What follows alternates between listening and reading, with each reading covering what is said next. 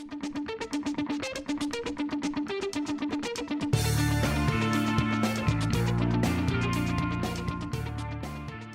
lot of our small business community are using an ERP or a new technology for the first time.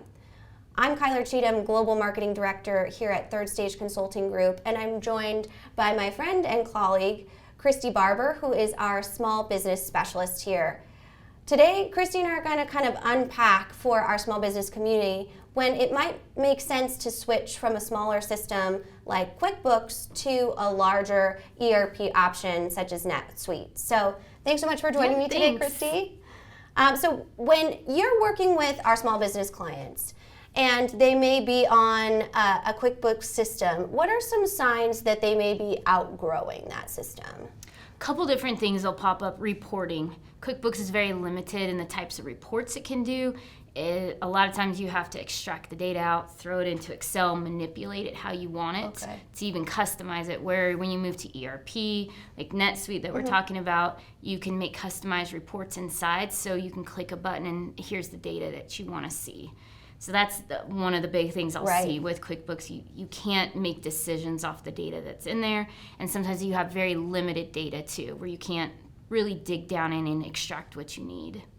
Gotcha. And so when you are an organization that might be a pain point, but you still aren't quite ready to go to a bigger ERP system, what are some things that you can do, or maybe some bolt-on applications or technologies that might be able to help you kind of scale slowly? Yeah, that's the nice thing about QuickBooks. It has a lot of things it can plug into it. The online version, not desktop. Okay. So that has a lot. They have their own app page, and you can see if your program will fit into it. And you can kind of type in the back to say, hey, I need a KPI or I need a metric type application to come in and help me extract the data that I need and put it into a dashboard. I mean, you think when you get more complex, people use a Tableau, and so you can find versions of software like that could go into your QuickBooks. So it gets you to where you need to go and helps mitigate costs in the meantime until you're ready to afford it. Right, and I assume, talking about just budgeting, that can be a big risk associated with kind of jumping into a full system like NetSuite for small business communities that might not have a ton of capital on hand.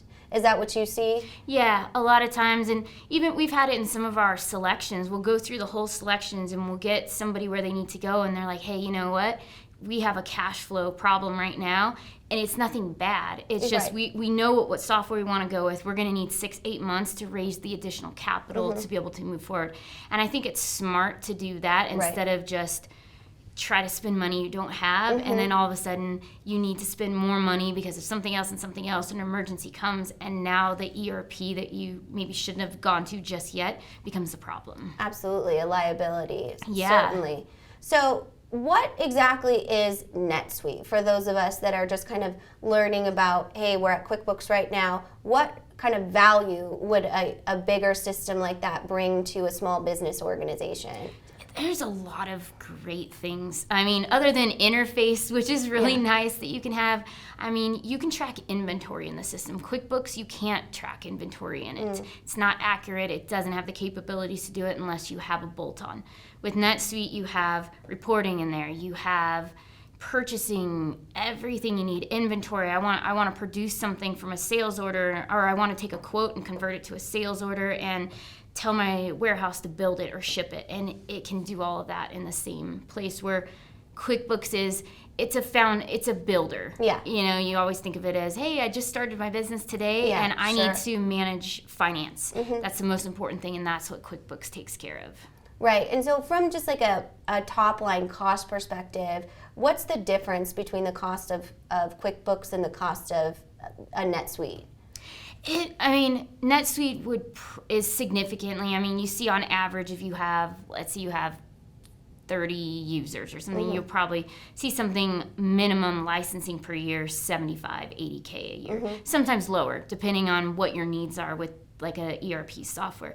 QuickBooks has a much lower entry rate, depending on how many users you have, again, because they do sell it in blocks now. And depending which one you have, because there's multiple versions of QuickBooks, if you move more to an enterprise, it can get where you're, 8 $1,000 a month sometimes, which is really, to me, it's lot. really expensive Yeah. for not getting that much out of it. Yeah, definitely. So it sounds like you really have to know the system and be ready to really optimize your processes so that it can really help you be more productive and increase revenue. Yeah, and knowing from day one, what ROI am I going to get out of this, and budget for that. Year one, okay, I expect to get this much return out of it. 2, 3, and maybe it's paid off technically in 3 years, this software, because now my company's churning, I'm doing more business. And what about, since NetSuite is a cloud system, correct? What about companies that say they utilize QuickBooks, but they also kind of are siloed within other areas, and their data might not be ready for a cloud migration? Do you ever see that? Yeah, and QuickBooks is one of those that is a big problem. Oh, is it? Yeah, they're very hard to extract data out of. You can get your fundamental data, like your chart of accounts, but if, let's say, you build bill of materials within QuickBooks, it's kind of a weird way to do it in their system. It is very difficult to extract that data out, and a lot of times you have to hire a third party to get it.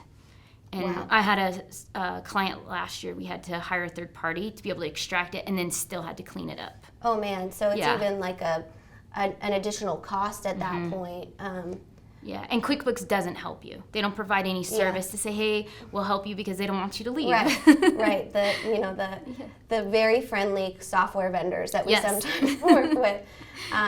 So what are some signs when you are ready to migrate, or I guess some steps to take when it comes to, I think I'm ready for NetSuite, but I'm not sure, obviously, because I'm a small business owner and I wear a lot of hats and I'm certainly not a software expert. What's kind of the first step to know that you might be ready? You're outgrowing the system you currently have. So going back to, hey, I need better reporting. I can't manage my inventory. Now I have a lot of inventory, and I may not have a third-party system. Maybe it's just in Excel, and you need to be able to keep better records of that. You have a growing employee where maybe you need to manage some HR stuff, and you don't have a third party taking care of that. You have multi-currency, international, maybe you're bringing things in, you have duty fees, and there's just a lot of additional items that get noisy inside of a QuickBooks, where a software that can keep it all in one place, you can easily take a snapshot of, hey, this is where everything is. And that's when you kind of start to see those pain points is, I'm growing too quickly. I can't keep up with what I have. I need something else, but I don't know, is now the right time? And that's something that we can help with by doing an evaluation to say, yep, based on your retail or however you guys sell, maybe you have really highs of, hey, these first 3 months of the year we're so busy, the next half we're slowing down, so let's evaluate then. That's always a good time to say, okay, we'll come in, let's look at your company, let's kind of evaluate how quickly do you need something, and then we can put it better into perspective and then help you get a total cost of ownership. So you can start today saying, yep, I'm going to need to do this, but I need to wait because I need to, make sure I have additional money before purchasing. Yeah, definitely. I think that makes a ton of sense, especially for the small business community, is just being comfortable with knowing, what is the price at the end of the day. A lot of time for bigger organizations, they can just go for an additional funds approval of $100,000. It's obviously easy. Right? That's not what we're talking about with small businesses. It's a much bigger risk to assume. So I wondered if you could give us, we've been talking about NetSuite, maybe some drawbacks of a system like NetSuite, or something that you've seen in this specific comparison that might be some considerations for a small business evaluating NetSuite. I think the biggest thing is don't buy everything. You don't need everything. Gotcha. I mean, kind of like when you go to buy a car, you're like, oh, I want this and this and heated seats, but I live at the beach. So, I may not need this. So certain things like that of just being upfront of what do you really need today, because the good thing about ERP software is you can always add more, and they would love to help you buy additional modules and advanced modules, all of that. And so knowing what you need today to just get the business going, that's usually the best way. And a lot of times that's just finance. And you can phase it. You can say, hey, you know what? We're going to move all of our finance to this new software. Right. And I'll have maybe 5 users on it. And it's much more affordable. And then little by little, maybe I'll add in, hey, my manufacturing is going to come over to it, or my distribution side, and just phase it. Absolutely. That's a great advice, kind of a scalable walk before you want approach, if you will. Yeah. So when you're going through these bigger technology changes or implementation, I assume within a small business community, that can sometimes cause some ruffling of feathers, because you just have a lot of really passionate ownership. Either it's generational, or there's been someone in that department for 40 years. So how do you help them kind of communicate the value to their teams that might be a little bit nervous about going and using a new technology? Yeah, and I think what you said, when people are in their role for a really long time, there's a lot of ownership with that. Sure. And they're like, oh, wait a second, like, I've built this. Yeah. I don't want to let it go. But coming in day one and saying, hey, thank you for all this great work, and here's how your work is going to transfer in, and this is why I still need you. And being able to articulate clearly, your role is not going away. It's actually going to get better, because instead of maybe spending all your time over here, I'm going to utilize all your skill set here in this company, and putting together a strategic plan of change. From, hey, it's the day that we start talking to a new software to the day it's fully implemented and we're all using it. Yeah. And how do you combat any resistance, maybe intentional or not intentional, when you are going through this process? This person was on board, but now, they're feeling like this is a difficult software to use. It's not exactly what they're used to, and it's just overwhelming for their day-to-day job function. How do you kind of deal with that or triage that? So those we usually have to, we keep a risk log the whole time. Oh, okay, and cool. You have to say, hey, there's this certain scenario going on, this person, who is the person that's going to help take care of that problem? Is it a manager? Is it somebody higher up than that? And then it's some training. It could be, hey, you're uneasy about this because of X, Y, Z. Let me help you. Or you're overwhelmed because you're doing your day job and doing this. Let me get somebody else to help you. Yeah. And I've seen some clients, they'll come in and they'll hire some temp workers to help alleviate the work. Because when you're a small business, you're going to work all day doing your business, all your job stuff, and then you're going to be working on an implementation too. And that's hard, because you don't ever feel like you're getting anything done. Yeah. And if you can bring in some help, or you have us come in and we're project managing it more, or helping you migrate your data, workflows, all of that, that helps you as the business owner, where it makes sense to do. And you got to look at costs too. It may be cheaper, even though it doesn't look like it, that we would come in and we're like, hey, we'll help you with this implementation, because your employees need to keep selling and bringing the money in. And it saves money in the long run that way. Yeah, keep the lights on, definitely. Absolutely. Well, any final thoughts about, comparing a QuickBooks to a NetSuite solution for our small business community? I think it's one of those things, always keep in the back of your mind that you are going to outgrow it. And I always think, start today putting money aside for what's going to come next. Plan for the rainy day, as they say. And that way, when you do get to that point, it's not a total surprise, and you're a little bit more ready for it financially. Excellent. Well, thank you so much for your insight today. And I know Kristy will be presenting at our Digital Stratosphere Conference. It's a virtual conference.